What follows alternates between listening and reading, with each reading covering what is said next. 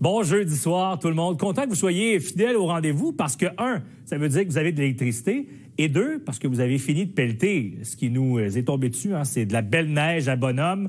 Mais c'est lourd. Disons que ça fait travailler le dos, les jambes, les bras. Des fois, on va avoir des courbatures le lendemain. Et dans ce temps-là, quand on plisse les yeux en attachant nos souliers, j'ai toujours une pensée pour ceux et celles qui, jour après jour, travaillent fort physiquement, notamment dans le secteur de la construction. Parce qu'un bloc de béton, c'est un peu plus lourd qu'un crayon. Et pourtant, quand on travaille dans un bureau, on nous fournit des chaises, des souris, toutes sortes de choses pour qu'on soit confortable. Mais est-ce que c'est toujours l'équivalent dans le secteur de la construction? Je me suis rendu chez Atwill Morin pour voir comment on peut alléger la tâche des ouvriers.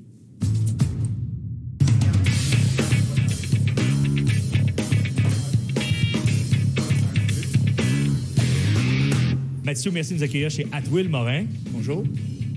On est dans un centre de formation cet après-midi. Qu'est-ce qu'on fait? Pourquoi on a mis en place ce centre de formation? Donc, depuis 2007, quand même, chez Atwill Morin, on prend vraiment le perfectionnement, la formation de nos collègues très à cœur. Donc, aujourd'hui, on fait des travaux de réfection de maçonnerie. On simule un ancien bâtiment qu'on fait des travaux de réfection. Parlons d'Atwill Morin ensemble. Oui. Pour vous donner une idée d'ampleur, là, ça Oui. peut ressembler à quoi comme entreprise? On est une entreprise d'origine de Montréal qui a pris énormément d'expansion dans les 20 dernières années. Maintenant, on a pris de l'expansion partout dans l'Est du Canada. On travaille sur les plus gros projets, les plus beaux projets. On est rendu plus de 1000 collègues et pendant la grosse saison, c'est 130, 150 chantiers en simultané. On est ensemble aujourd'hui pour parler innovation dans le milieu de la construction. Oui. Vous, l'innovation dans votre quotidien, là, ça prend quelle place? C'est des grandes valeurs, des grands axes sur lesquels on veut travailler. C'est un métier traditionnel. C'est un métier qui manque peut-être d'innovation, si on pourrait dire. C'est possible d'innover dans ce milieu? Totalement, absolument. On se promène les quatre coins du monde, aller dans les gros shows de construction pour aller zioter, pour aller regarder qu'est-ce qui se passe de nouveau dans l'industrie. Et puis, ici, aujourd'hui, on a des étudiants qui se pratiquent avec des exosquelettes. C'est pour réduire l'effort physique qui sont faits répétitifs. Ça fonctionne comment? C'est tous les systèmes de ressorts. En te penchant, il y a un ressort à l'intérieur qui va venir se rapetisser, qui va faire en sorte que tu forces un petit peu moins. Quand tu vas venir te relever avec la charge, c'est là que tu vas vraiment avoir un gain. Donc, c'est tous des systèmes de poulies et de ressorts. Là, je viens pour pencher, j'ai une tension. Je force un peu, mais je force d'ici. C'est pas super. Et quand j'arrive ici pour forcer... Beaucoup moins difficile. Beaucoup moins difficile. Et on s'entend que, comme j'ai dit, on va dire que tu fais ça une centaine de fois dans ta journée sur 100 fois. Ça paraît. Ça paraît. J'arrive à la maison, je suis moins fatigué, je peux faire plus d'activités. Mon père, c'est un électricien. À 57 ans, il n'est pas capable de mettre ses bas le matin. Fait que, tu sais, pour moi, un bricoleur, ça va donner quoi? Avec ça, je vais être en forme, je vais pouvoir prendre une belle retraite. Je sens moins d'effort au niveau des jambes, moins de pression au niveau du dos.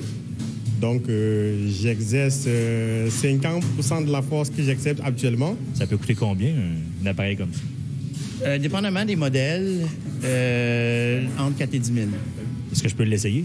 Définitivement. Je pensais pas essayer ça aujourd'hui. C'est beaucoup plus facile.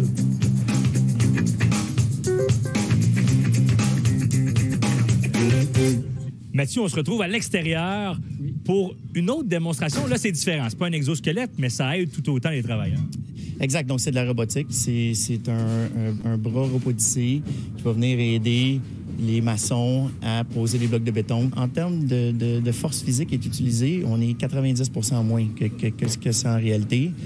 Et en termes de vitesse, si tu veux, mais tu as la moitié moins de gens. Donc, à la place d'être deux, il est tout seul, puis il force pas. Ça prend une machine par poseur. OK. Ce qui veut dire qu'un chantier typique, où est-ce qu'il peut avoir 8, 12, 15 poseurs, ça prend 8, 12, 15 machines. Ça peut coûter combien, un outil comme ça? Au-dessus de 100 000. On voit que la facture monte vite. Ah non, c'est des investissements de plusieurs millions qu'il faut regarder dans le temps. Est-ce qu'on a plus de facilité d'aller chercher des employés quand on utilise ce genre d'équipement? Mais en effet, oui. Donc, c'est un métier qui est dur, c'est un métier qui est physique, avec des outils que peu de gens utilisent. Ça nous aide à recruter, mais ça nous aide à garder notre monde aussi, ce qui est aussi important. Dave, je dois dire qu'on a de la pression, les collègues nous regardent, je suis un peu stressé. Exact, c'est bon, il n'y a pas de problème. Donc, c'est ce genre de bloc-là habituellement, bien pas habituellement, mais c'est ce genre de bloc-là qu'on installe. Oui.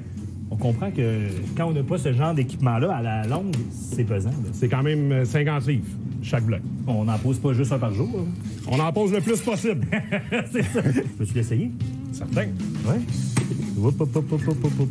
Voilà, on pèse grip. Tu fais juste lever? Oui, on va repaiser dessus. Là, ça va descendre tranquillement.